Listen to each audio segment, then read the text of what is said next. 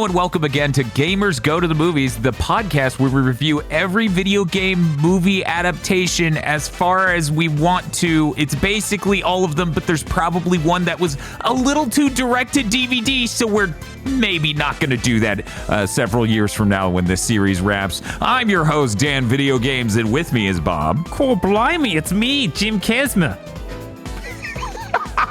Well, go on my CC on the Bobby. Dr. Aggro. Great. And Chris Wolfhard. Brought to you by the Sega CD. And that's right, this time we're gathering to talk about the 2009 film Tekken. No, they made that. That is a real thing. In fact, there's a direct-to-DVD sequel we will not be reviewing. Oh my god. I would like to note. Yeah. None of you watch this. Only the people in this recording have seen the Tekken movie. That, and I can confirm one other human, unfortunately. Yeah, I bought this on DVD, and I believe we showed it to at least one other person. Gross. Tekken movie is, well, see, on this show we cover video game adaptations, and I'm gonna be honest, this was a perfect movie to do this early on because I feel like the rest of this series will be defined as, is it as thin and as ill thought out as the Tekken movie? The universe in this is incredibly dumb. See, we reviewed Double Dragon here on this podcast, and to explain the world of Double Dragon takes a lot of sentences and a lot of thought and a lot of complicated things to explain setups. And for Tekken, you can basically boil it down to war capitalism, because the games do have that, right? The Mishima Zaibatsu. And then the warring with, what was it, Jin's company or Kazuya's company when we get to the later ones? Jin takes over the Zaibatsu. I can't, like, and then it's against Kazuya. Yeah, it gets complicated, but it's all kind of contained. Here, it's like a free-for-all between, I believe, 6 corporations. 8. Yeah, and they just literally evenly divide up the world. What makes me insane is it's like, these are the 8 companies that control the world. Collectively, they're known as Iron Fist. For some reason. And one of them is Tekken, which means Iron Fist. Uh-huh. Yeah, it's really smart, actually. Yep. They took a lot of nouns and put them into a Scrabble tile bag and drove them back out with some extra Scrabble tiles. And then just peppered them liberally over the script. And by them, I mean the word Tekken. The company is called Tekken. The name of the company is Tekken. Have I mentioned that Tekken is the name of the company? I'm going to say Tekken about 3 more times in this Tekken sentence in the middle of this Tekken podcast, because that's how the Tekken movie was Tekken written. Yeah. You said Tekken so many times, my brain just translated into Hecken. You started using it that way, and it's... Tekken's completely lost its meaning at this point. Oh, 100%. 100%. This movie is ludicrously under-budgeted. It has accents that make no sense for any of the characters. It alleges it takes place in America, but no, it don't. That's just a dirty street. You can't trick me. Yeah. Oh, no. I mean, they filmed it in Shreveport, Louisiana. What? Yeah. Then explain the cast. Yeah, I figured that they had to be somewhere in England because of the Jin Cosma sounding like that. I mean, the actor they got to play him is British. Yes. Don't worry. We noticed. And he doesn't even attempt to hide that. It's a lot. I think he was primarily a stunt actor. That also makes sense because not much money here. I think the funniest thing in this movie, in order to make people fit into slots, Heihachi, legitimate old man. Jin, kinda younger guy. Kazuya Mishima, they put wrinkle makeup on his face. Your dirtbag uncle. It's like, well, he's got to be age-wise in between. How do we age him up a little? Give him crow's feet. That's enough. Yeah, that's enough. That's enough. God. What? Like Kazuya. Okay, I'm sorry. They spent so much of the effort that went into this movie making some of the characters look accurate. Mm-hmm. They even put that f***ing half-assed haircut on Heihachi. It looks so bad. And for Kazuya, they just didn't give a shit. No. Yeah, there's like, he had a goatee. He just looks like he's just a used car dealer. Yeah, and I think that Kazuya is legitimately the worst actor in this film, and maybe the worst actor in a film I've seen. I don't know, Bob. The Williams sisters are kind of up there competing. They're in like 2 scenes though. They're hardly in the movie. Kazuya is the main villain. And it's like a real problem when Kazuya needs to be intimidating because he has no on-screen presence at all. Yeah. He has no energy, no charisma. It's like a guy just goes to the room and tries to assert dominance and no one believes him. It's truly terrible. If you want to know what watching the Tekken movie is like, watching the Tekken movie is like a bunch of fight scenes that are pretty bad, that are edited the worst you've ever seen. Tekken is basically the Taken 3 fence jump for the entire movie. And then they're just put together in an order that only borderline makes sense, and a plot that is unbelievably stupid, where people escape, they get arrested, then they get forced to fight again, which is the thing they were already doing voluntarily. What a film. Like there are movies where you can watch them and say, okay, this person read Save the Cat and then mad-libbed a movie into that. So, it just feels samey and cookie-cuttery. The Tekken movie, scene by scene, feels like somebody dusted off a copy of Uncle Hacky's Big Book of How Not to Fucking Write a Script and just shotgunned the worst dialogue imaginable on the page. Yeah, it's unrelenting. How the did this happen? It looks like a sci-fi original movie, and every one of those dumpsters this with their writing. Oh my God. Undoubtedly. Yeah, it's rough. This feels like an FMV game that was somehow shot on real cameras and like transported to the future. No, it's true. Because there's some serious deliveries where like the Williams sisters are contracted to kill Jin Kazuma and they fail, and then they like stiffly walk in to talk to Kazuya and are like, it was just a mistake. He won't be a problem next time. And it feels identical to like the FMV cutscene in Sewer Shark has popped up. Yeah. That acting's way better. It's true. But yeah, you can almost feel the points in the fight scenes where, well, if this were going to freeze frame and have a button prompt appear, maybe it would make sense. That is how it be. Yeah, instead of every single fight, just like Dan was saying, it's a weird, horribly cut together mess. You're lucky if any of the characters are actually using a style similar to what they're supposed to. Yeah, a couple of the characters do, like, I have done the exact move you might know them for. But it's literally that. It's only a couple. Yeah, like Dragonov comes off and it comes out with his spear, and it's what's happening? I don't want to talk about Sergei Dragonov and how much he sucked in this movie. It's like you have not taken a single note on the man. First thing he does basically is yell. I'm like, okay. They gave him the most obvious character trait, and you went, I didn't notice. Doesn't look the part. No. Uses a spear. Doesn't have any sadistic tendencies and grappling techniques. Absolutely insane. The character picks for this are bizarre.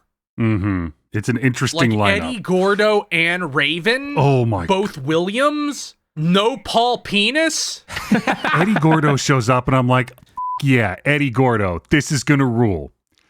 Then Christy shows up, and I'm like, okay, why are you also here? But you know what? Eddie's here, so that's fine. And then Eddie is immediately kicked out of the movie, and Christy Montero is in the rest of it. And it's Tekken 5 all over again, and I am pissed. What makes no sense about that is Christy doesn't even know Eddie Gordo, doesn't have that fighting style. It's like they just chose her because she was a pretty lady. And like they didn't look into what the character was at all. First name, last name. That's it. That's all that exists here. It drove me crazy. It's like, why'd you bother? There's so many other people you could have pretended this was. Like, pretend this is Julia. No. That'd make 100 times more sense. You could get Julia. You could get Ling Xiao Yu. Oh, man. Could you imagine this movie with the Lin Xiao Yu? I figured it would be. I kept waiting for it. Like, Jin's girlfriend shows up in the first part of the movie. I'm like, oh, wait, is that... Did we whitewash Lin Xiao Yu? Because there was no universe in my mind where you make Jin the main character of this movie and she's not in it. Yeah, no, it makes no sense. And then it's weird because they started a romantic thing with him and Christy, and they keep cutting back to his girlfriend who didn't break up with him. They keep cutting back to her and like, not, oh my God. They don't. That ties into, gentlemen, pop quiz. Uh-huh. Could any of you in broad terms, describe to me what Gene Kazama's character arc is in this movie. His character arc is that when the movie needs it, he remembers a moment in his childhood, and then he does that. It's almost the I am your kid brother, Black Dynamite of an entire film. Like, it feels like that. Is that an arc? No, probably not. It's more of a pattern. Like, one of the first scenes he's in, he says, "I'm not a joiner," which... I'm not asking you to take classes on script writing. I'm asking you to watch a YouTube video on script writing. He's Dante. He's Dante from DMC to DMC. That's his character arc, basically. Like, he even kind of looks like visual.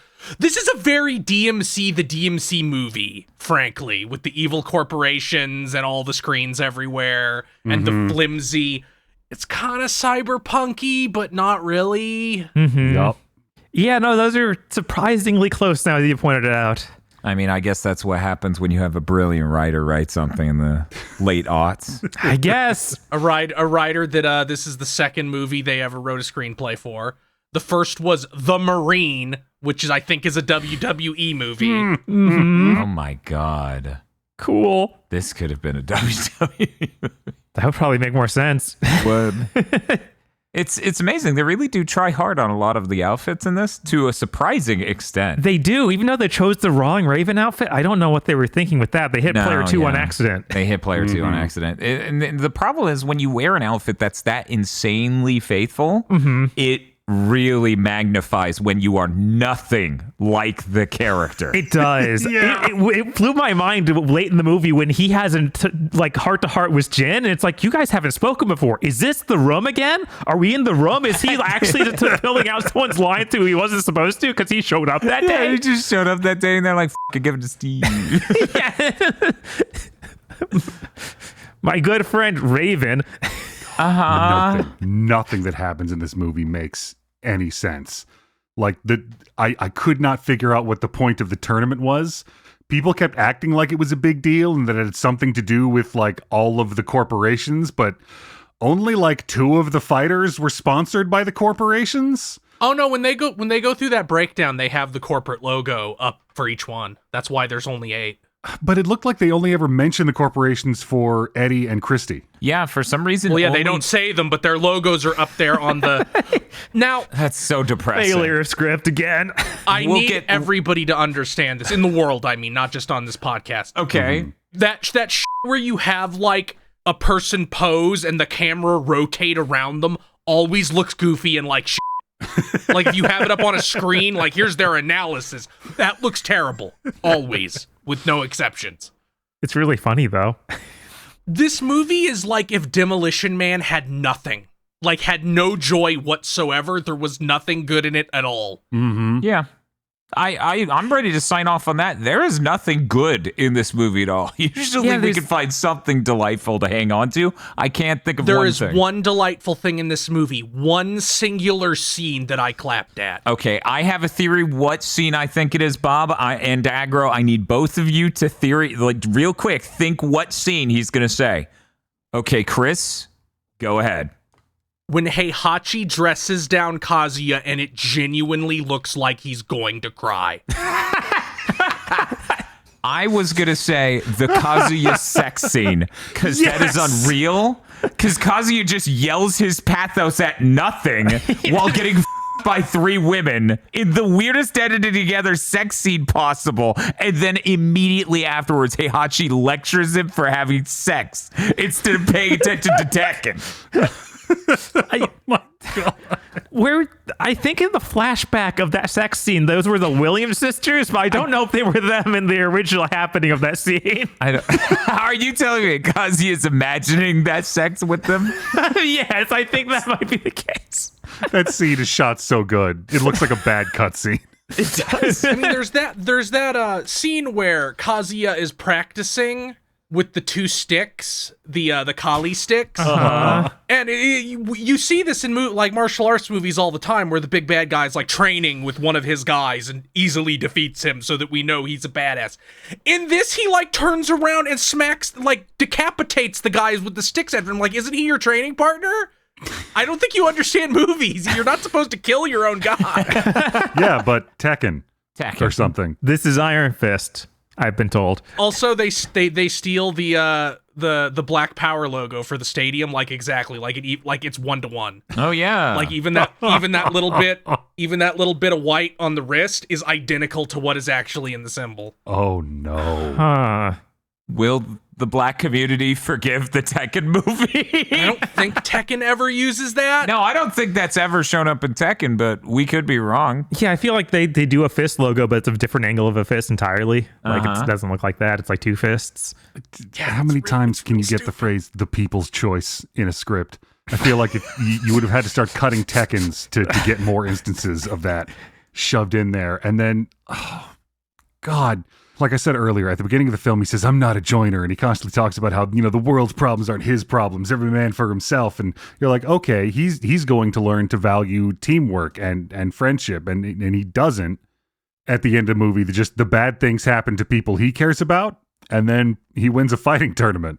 And then at the end, he's in charge, I guess. Well, there was that cut. They remade a cutscene from Tekken 6 without understanding how that would have happened. Ah, okay. See, I have not played those games very much, so it's good that I understand. Imagine This- that exact scene, but with Hundreds thousands of soldiers. instead of 12. God, I can't believe those are jacks. That's so upsetting. What if we just got kendo you mean the helmets? jackhammers?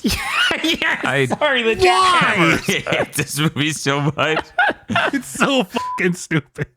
The main thing the thing I kept thinking of watching this movie was this old Gabe Newell quote about how he went into a meeting to maybe license Half-Life for a movie. And the guy's like, okay, so it's Half-Life. You got these horses. There's a cavalry charge. They have high-tech carbon armor and Tesla cannons on them. And he's like, what the are you talking about? What are you talking about? Nothing like that is in Half-Life. And that's what I feel about this movie, where it's just like, somebody vaguely described the overarching plot of Tekken, and then you made a movie based on that. Mm-hmm. The Tekken movie is the experience of someone having cooked for you a take-home frozen casserole dish that they microwaved instead of using an oven. There are no instructions for the microwave, so to make sure it was safe to eat, they absolutely murdered it. And everything in this movie, from the setting, the scenes, the writing for the character, and the performances, all go, you'll eat this. This is good enough for you. And it's really deeply insulting because, we watched the Double Dragon movie. The Double Dragon movie is clearly heights of martial arts craze, Power Rangers core, and even it wouldn't disrespect us enough to be like, you're intimidated because these are called the Jacks. They wear kendo helmets. They're very scary. And it's clearly white guys speaking Japanese. Yeah, I remember watching this around the same time I watched the King of Fighters movie and the Dead or Alive movie. Two franchises that are much less respected than Tekken, much smaller. And those movies were almost certainly lower budget, but I remember them being way better in every way. I mean, I remember the whole time through the King of Fighters movie just going, wow, this is better than Tekken. Man, that Tekken movie. Yes. I tried to watch this movie for years. I'd be like, oh, Bob, I need to see that Tekken movie. I heard that's pretty good. And Bob would go, no, you saw a picture of Eddie Gordo that looked really accurate. That movie's not good. Man, Eddie Gordo really is the only one who can actually do the martial arts style he's supposed to, and he gets knocked out in one fight. It's incredible. I'm just outraged. There's no Paul Penis. He gets mentioned as having been effortlessly defeated by martial law, which is bullshit. Yeah, I saw martial law fight in this. That is bullshit. There's no king. No. God, what idiots. Only an idiot wouldn't have king. Yeah. There's no Lily. What's the point? What was the point of any of this? Yeah, you'd think if they were getting the newcomers thing, they would have grabbed Asuka and Lily because they were two of the biggest newcomers. Instead, it's like, I don't know, we got Dragunov and we didn't even look at what he was supposed to be. Right? Like, I don't want to say anything bad about Brian Fury or Dragunov. Those are great characters. But the list of people they're bumping is atrocious. See, if they actually had someone who's faithful to Dragunov. You could write that into a script as a character in a movie of this style and have him do some things that are mysterious and compelling.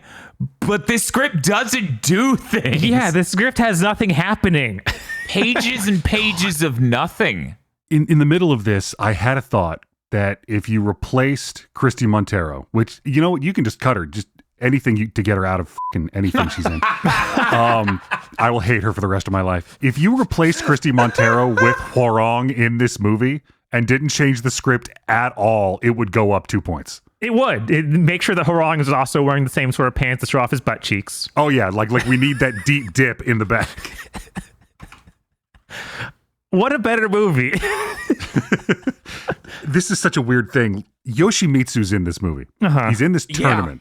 This is the first time I've stopped and thought, you know, it's kind of weird they keep letting him bring a sword to the Iron Fist tournament. Yeah, it's also weird that he's just working directly for Heihachi. It's like, you didn't get anything. You didn't get it at all.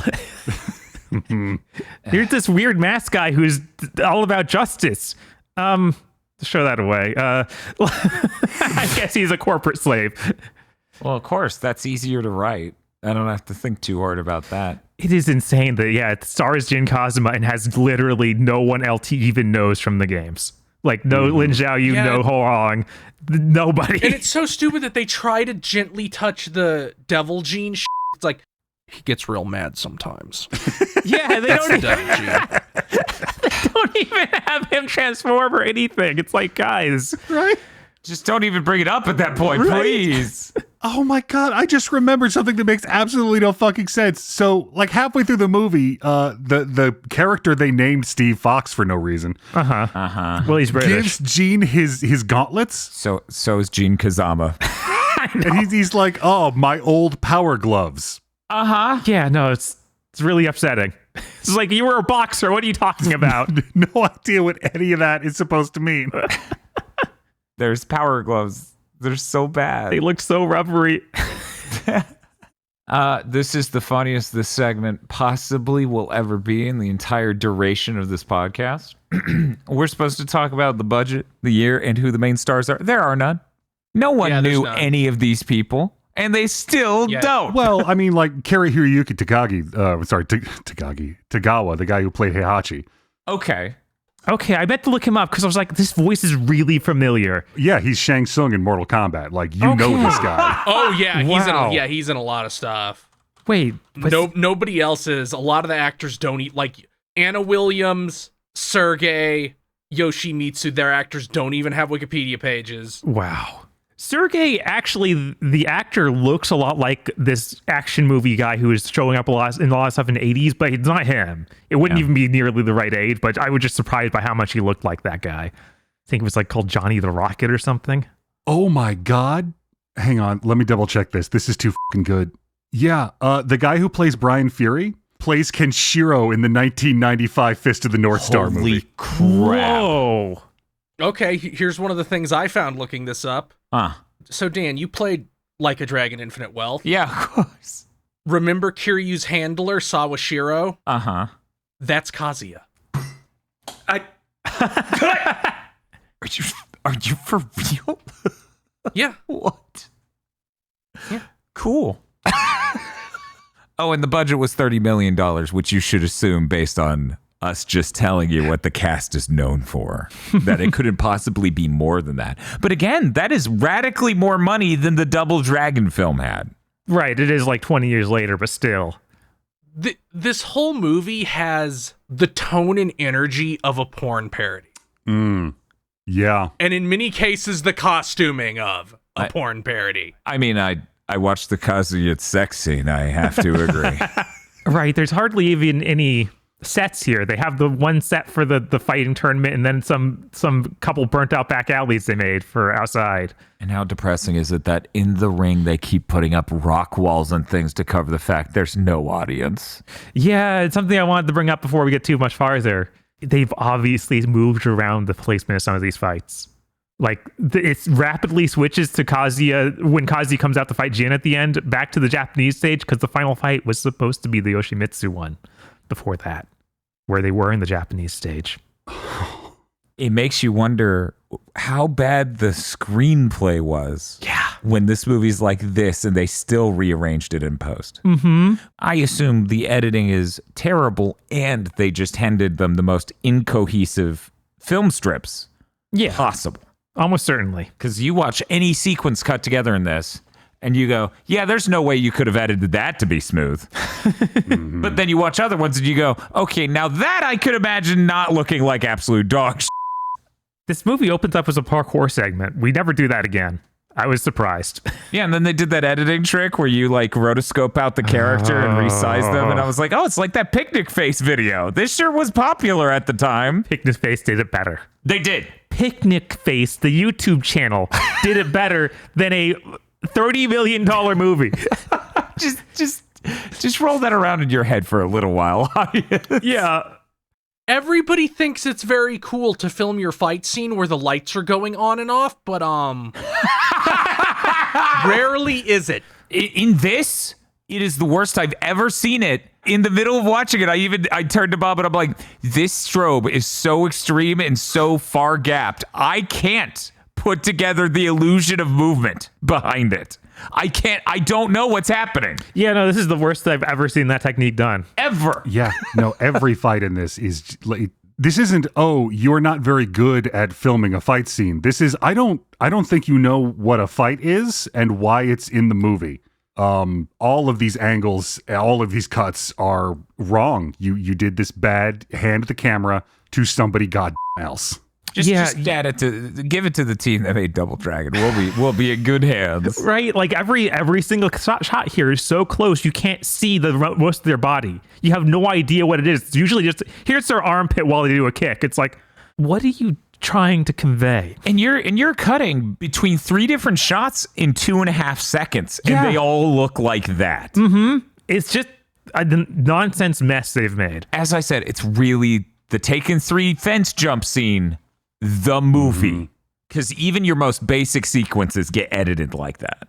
Man, if every actor you were going to hire was terrible, why not just hire all stunt actors? Yeah, I figured that, Anna and the Williams sisters were stunt actresses because they were so bad at acting, but I think both of them are models. That makes sense. So it was literally, are they hot?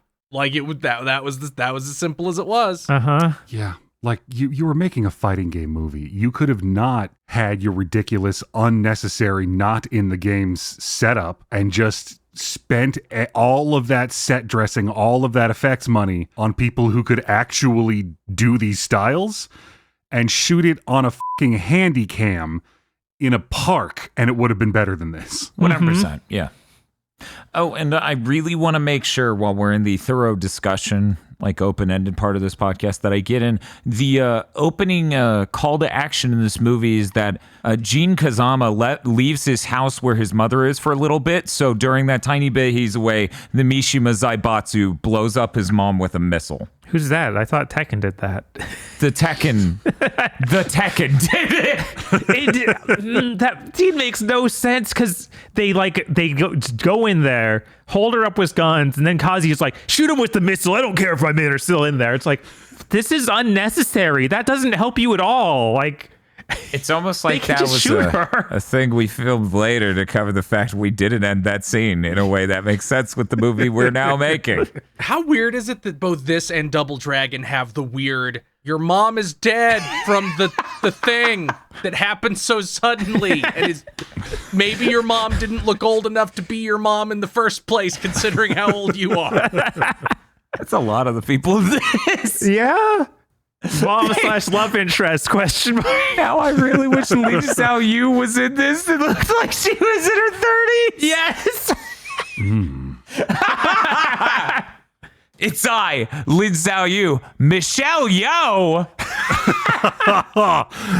Yes.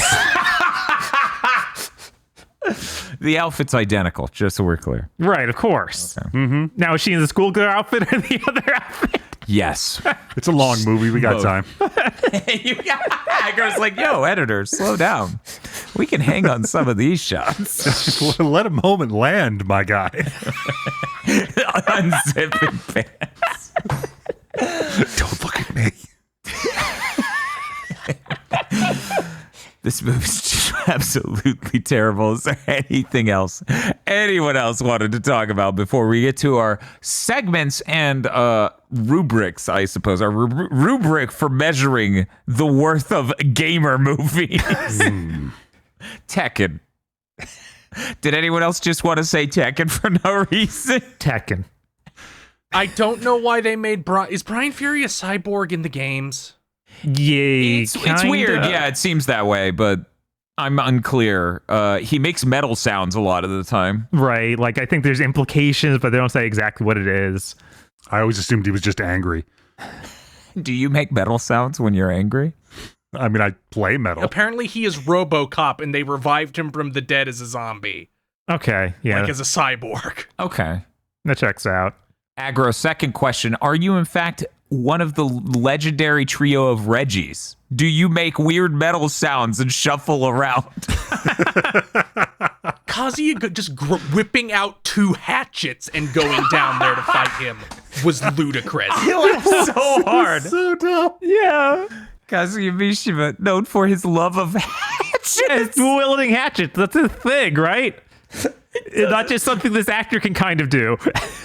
God. I honestly, anytime they use a weapon, it's even more embarrassing than the normal hand-to-hand martial arts. It is. Yeah. Announce the last fight. I'm fighting him myself. Bro, you are the leader of the, not to pun, but iron-fisted authoritarian megacorp that's ruling this country with what might be robot armies. Just shoot the kid. What are we doing? Yeah. No, he has to prove he has to prove to his dead father that he's not a bitch. I'll show you, Dad. Oh, yeah, that reminds me, I should bring it up. They did the Heihachi Mishima is dead scene. They literally did the exact line, but it is the lamest version of that you can humanly imagine, which is funny because that is one of the coolest moments in Tekken history. It is. Raven's in the movie and he doesn't get that line. No. It's so stupid. It's especially crazy. Like, when Gene kills him, he doesn't kill him. He does the, if I kill you, I'll something.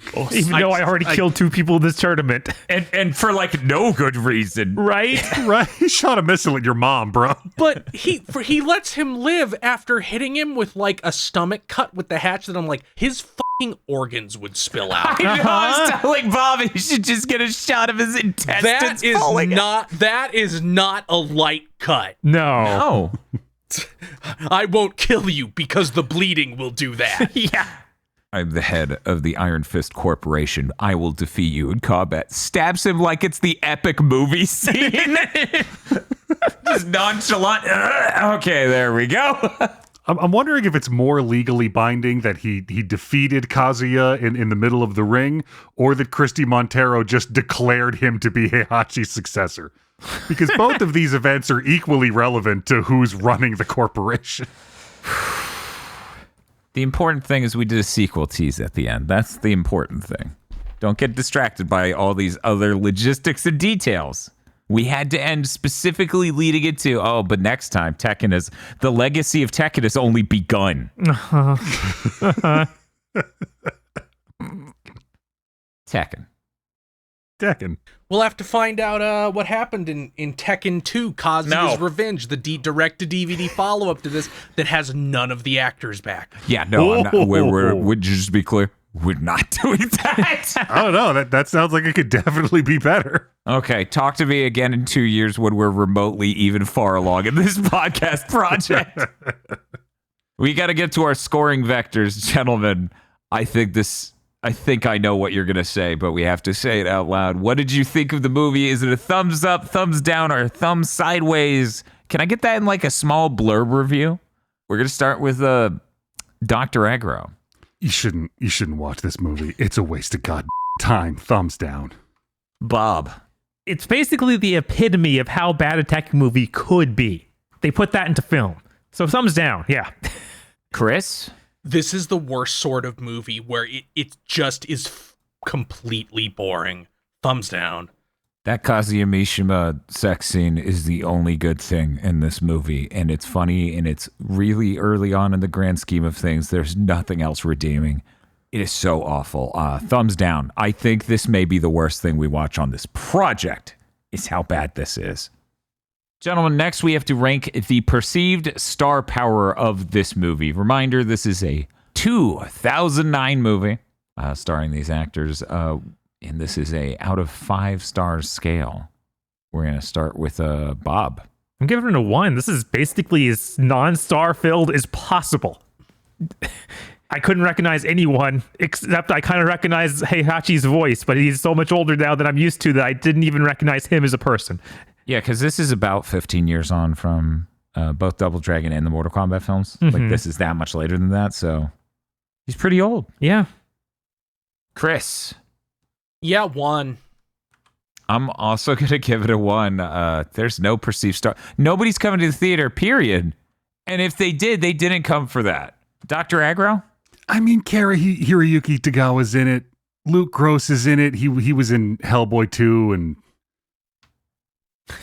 Go on. like, I feel like you could do worse than those two. Like, I'm inching towards 2 stars, but no, I'm just gonna have to give it a 1. There's nothing here. Next, we move on to what may be the funniest thing this time, because it's completely contrasting in various ways. Rank the faithfulness of this movie to the game on a 100% scale. Dr. Aggro? There are characters who have accurate names and sometimes accurate costumes who engage in fisticuffs. 20%. The outfits look really on point for a lot of the cast, but none of the none of the acting and a lot of the appearances and the writing is all of that is just completely inaccurate to these characters.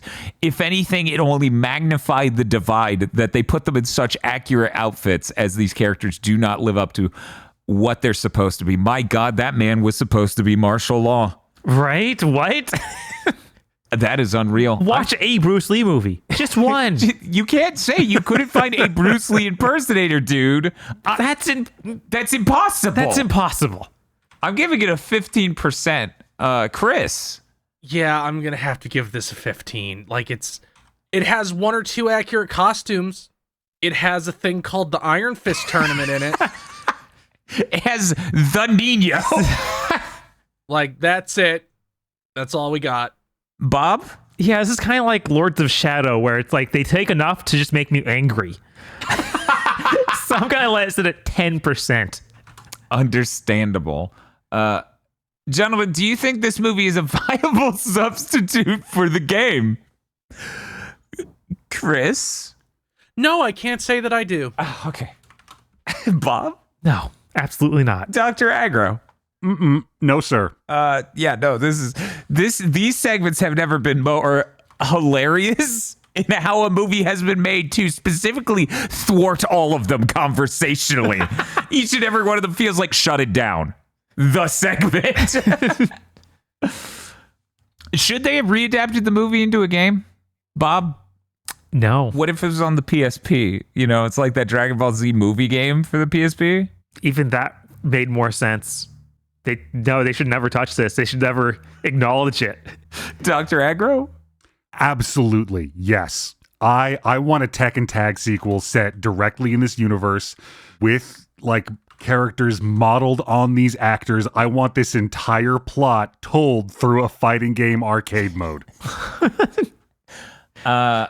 Would it make more sense? Yes. You'd notice it less? Yeah, because right, exactly. I'm gonna say yes as a free-to-play mobile game. Early iPhone game. That's what I'm thinking here. Oh, not even like a modern gotcha. Like no. I'm talking like, yo, it's 2009. Smartphones are really new. Is it going to be like a 2D pixel art version of Tekken Force almost? But you No, play that's this too version of high end. Gene? That's too high end. We're talking a fighting game with like 3 really big virtual buttons. No, that's the worst. What is this? Skullgirls 2? Yes, Deadly Airport. Chris should have been adapted back into a game. No. Well, we seem divided on this one. Do you think this would have worked better as an FMV game for the Sega CD? I'm going to say yes, flat out.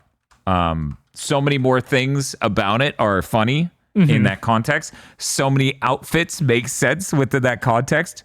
All the acting certainly fits more there than in the theater. I think they should have. I think this would have worked way better that way. Bob.